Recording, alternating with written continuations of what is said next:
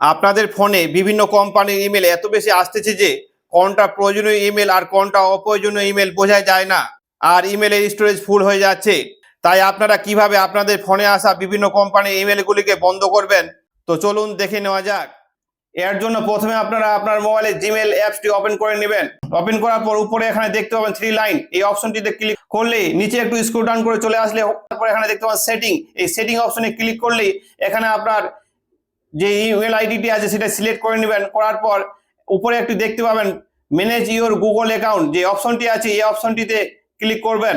করার পর এখানে আরো অনেকগুলো অপশন দেখতে পাবেন, এই অপশনগুলোকে একটু সাইডে স্ক্রল করার পর এখানে দেখতে পাবেন সিকিউরিটি, এই সিকিউরিটি অপশনে ক্লিক করবেন। করার পর এখানে আবার একটু নিচে স্ক্রল ডাউন করে চলে আসবেন।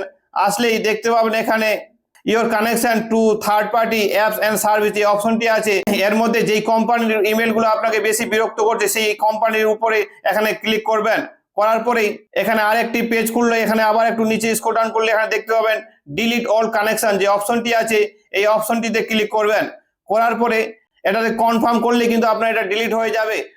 আপনারা কিন্তু ঠিক এইভাবে আপনাদের ফোনে আসা বিভিন্ন কোম্পানি ইমেলগুলিকে বন্ধ করে নিতে পারবেন। এই ইনফরমেশনটি ভালো লাগলে অবশ্যই ভিডিওটিকে বেশি বেশি করে শেয়ার করবেন। আর এইরকম নতুন নতুন ইনফরমেশনমূলক ভিডিও পাওয়ার জন্য আমার এই চ্যানেলটিকে সাবস্ক্রাইব করে নেবেন।